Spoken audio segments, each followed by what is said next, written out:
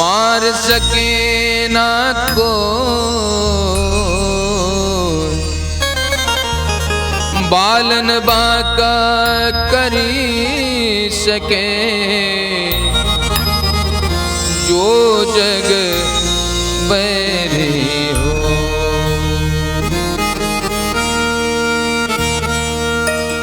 जिसको भगवान बचाने वाला उसको कौन मार सकता है।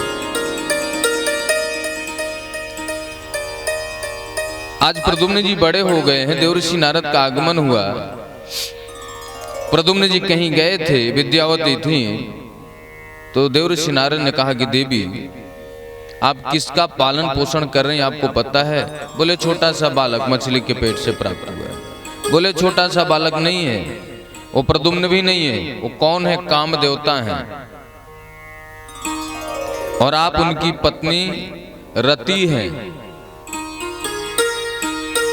अपने पूर्व जन्म को याद कीजिए।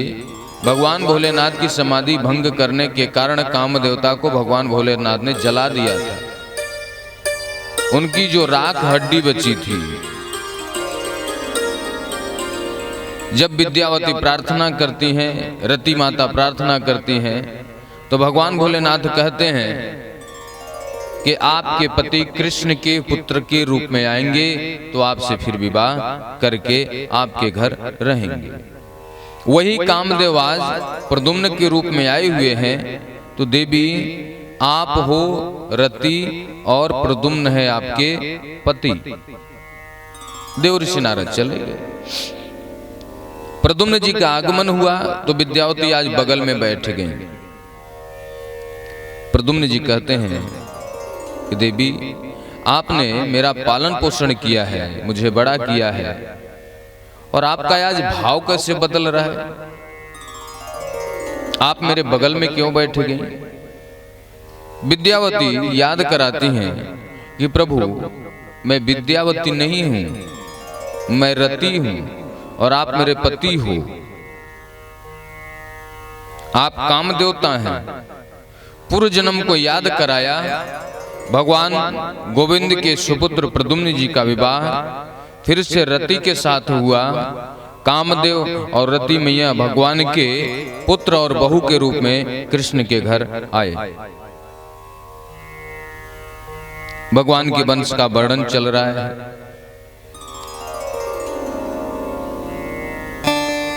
भगवान के और विवाहों का वर्णन सुखदेव जी महाराज करते हैं। प्रद्युम्न के सुपुत्र अनिरुद्ध का विवाह बाणासुर की पुत्री उषा के साथ हुआ। एक बार कृष्ण और अर्जुन रथ पे सवार होकर के भ्रमण करने जा रहे थे, तो अर्जुन ने देखा कि प्रभु कोई एक राजकुमारी बैठी हुई है। कन्हैया ने कहा कि जाकर के पूछो क्यों बैठी हैं, क्या चाहती हैं? अर्जुन ने जाकर के पूछा कि देवी आप कौन हो और इस तरह से किससे मिलने के लिए बैठी हैं? वह युवती अपना परिचय बताती हैं कि प्रभु मैं कृष्ण को अपना पति मानती हूँ, कृष्ण से विवाह करना चाहती हूँ। अहम देवस सवितुर्दुहिता पतिमिच्छति विष्णु वरण्यम वरदम तप परमावस्थिता। मैं कालिंदी हूँ, कृष्ण से विवाह करना चाहती हूँ।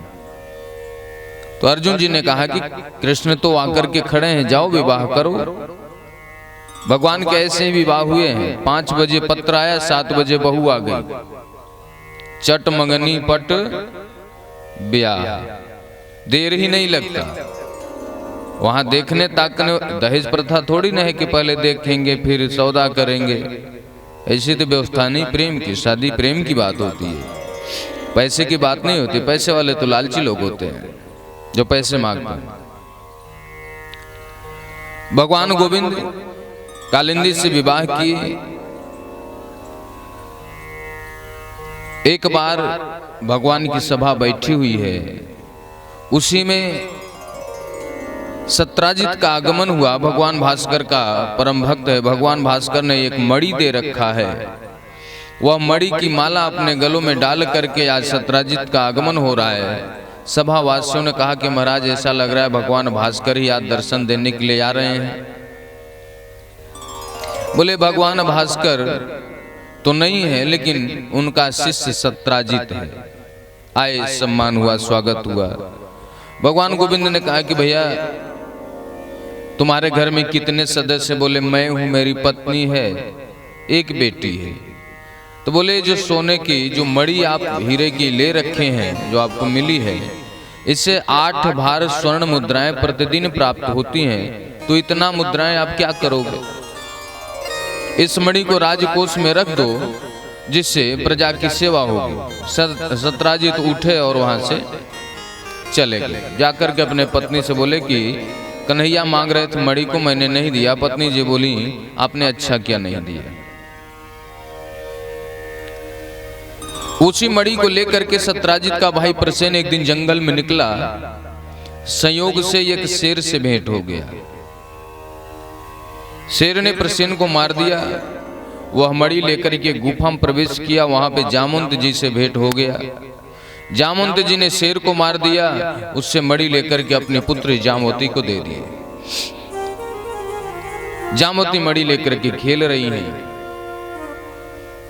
सत्राजित को पता चला कि मेरा भाई तो मर गया, तो उसको शक हो गया कि कृष्ण ने मुझसे मणि मांगा था। ऐसा नहीं है, या ऐसा हो सकता है कि कृष्ण ने ही मेरे भाई को मरवा दिया, क्योंकि मैंने उनको मणि नहीं दिया।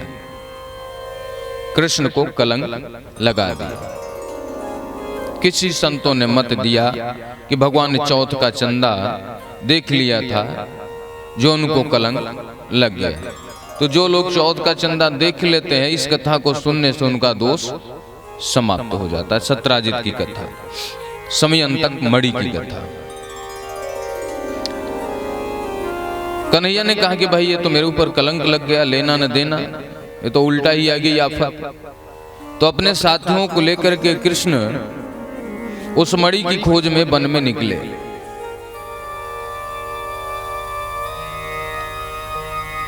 गुफा दिखाई दिया। सारे सभावासियों से बोले कि आप लोग गुफा के बाहर रहना, मैं अंदर जाकर के देखता हूं क्या व्यवस्था है। कृष्ण उस गुफा के अंदर प्रवेश किए। महाराज जामवंत की जो पत्नी है पूछते हैं प्रभु आप कौन हो और कैसे यहाँ पे आए? अभी हमारे पति देवता सो रहे हैं, आप यहाँ से चले जाइए, नहीं जग जाएंगे तो आपको समाप्त कर देंगे। शेर को मार करके मणि ले आए। कृष्ण भगवान ने कहा कि उनको जगाने के लिए ही आया हूं। इतने में जामवंत जी की निद्रा टूट गई। भगवान से मल्ल युद्ध होने लगा। 1 दिन, 2 दिन, 10 दिन, 20 दिन, पूरे 28 दिन तक युद्ध चला। 28वें दिन कृष्ण ने एक मुष्टिक प्रहार किया तो जामवंत जी के नस नस ढीली हो गई, गिर पड़े। कहते हैं बस प्रभु मैं आपको पहचान गया, आप कौन हो? अरे बोले क्या पहचान गए भाई? मैं कृष्ण हूं। बोले नहीं कृष्ण नहीं, आप राम हो। अरे बोले मैं कृष्ण हूं। बोले नहीं आप तो राम हो। बोले कैसे? जब लंका पे विजय प्राप्त करके राम जी आए तो सबको उपहार दे रहे हैं। हनुमान जी के पास मोती की माला आई, जिसको फोड़ फोड़ करके फेंक देते हैं। किसी ने कहा कि बंदर क्या जाने मोती का मूल्य कितना होता है। सारे सभावासी हंसते हैं। तो राम जी ने कहा भाई आप लोग हंस क्यों रहे हो? उन्हीं से पूछो क्यों वो मोती का माला फेंक रहे, इतना बहुमूल्य वस्तु। तो हनुमत लाल जी से पूछा गया कि महाराज आप इस मोती का माला जो आपको दिया गया इसको क्यों फोड़ करके फेंक रहे हैं आप? तो हनुमान जी ने बड़ा सीधा जवाब दिया कि मैं इस मोती की एक एक दाने को फोड़ करके देख रहा हूं कि इसमें मेरे प्रभु राम और माता जानकी है कि नहीं है। यदि है तो मोती का माला काम का है, और नहीं है तो मेरे काम का नहीं है। तो किसी ने विनोद किया कि क्या आपके सीने में राम जी माता जानकी हैं? हनुमान जी ने जय श्री राम बोल करके अपने सीने को फाड़ करके दिखा दिया। हनुमत लाल के सीने में माता जानकी राम जी का दर्शन सब लोगों ने किया। हनुमत लाल के बाद जामुन जी की बारी आई। तो राम जी ने कहा कि आप मांगिए, आपको क्या चाहिए? बोले प्रभु क्या मांगू? जो मांगूंगा हो सकता है आप न दो। अरे बोले नहीं मांगो। बोले महाराज आपने मेरे अंदर इतना बल दे रखा है और पृथ्वी मंडल पर मेरे समान कोई योद्धा आपने नहीं भेजा, तो मेरा जो बल है उसका सदुपयोग नहीं हो पाया। मैं ये सोच रहा हूं कि आपसे ही दो दो हाथ हो जाए तो कम से कम उस बल का सदुपयोग हो जाए। एक रावण था, कुछ तो एक मुष्टिक प्रहार किया, वो भी मूर्छित हो गया। उसको मैं मार देता तो आप कैसे उसको मारते? तो महाराज मेरे, यदि आपने मुझे इतना बल दे करके भेजा तो कोई पहलवान और भेजते मेरे समान। आपने किसी को भेजा ही नहीं। अब आपसे प्रार्थना है कि आप दो दो हाथ थोड़ा सा आजमा लिया जाए आपस में। तो राम जी मुस्कुराए और कहते हैं आप मेरे पिता समान हो। पिता पुत्र में दो दो हाथ होता है। जामुन जी कहते नहीं प्रभु मैं आपका पिता नहीं, मैं तो आपका दास हूँ, नौकर हूँ। तो राम जी कहते हैं तो मालिक और नौकर में दो दो हाथ होता है। तो जामुन जी कहते हैं प्रभु मेरी इच्छा अधूरी रहेगी। बोले नहीं इच्छा अधूरी नहीं रहेगी, एक दिन नहीं जम करके हम लोग लड़ाई करेंगे, द्वापर में आएंगे तो आपसे लड़ेंगे। वही जामुन जी कह रहे हैं प्रभु मैं पहचान गए, आप तो मेरे राम जी हो। बोले छोड़ो राम जी किशन जी एक ही हैं, आप बताओ प्रभु आपका आगमन कैसे हुआ, हम आपकी कैसे सेवा करें, क्या सेवा करें, किस लिए आए आप? कन्हैया ने बताया कि ऐसी ऐसी बात है, मुझे कलंक लगाया गया है, मैं मणि लेने आया हूं, ये मणि चाहिए मुझे। तो बोले महाराज मणि ही क्यों, साथ में एक मेरी बेटी है जामवती, मैं चाहता हूं आप उसको भी ले जाओ। तो भगवान ने कहा एक और विवाह हो गया। मणि ला करके सत्राजित को दे दिए। सत्राजित को बड़ी आत्मग्लानि हुई, जाकर के अपने पत्नी से कहता है कि देवी कृष्ण को मैंने कलंक लगाया, या प्रायश्चित कैसे किया जाए, क्षमा कैसे मांगा जाए? तो पत्नी जी कहती हैं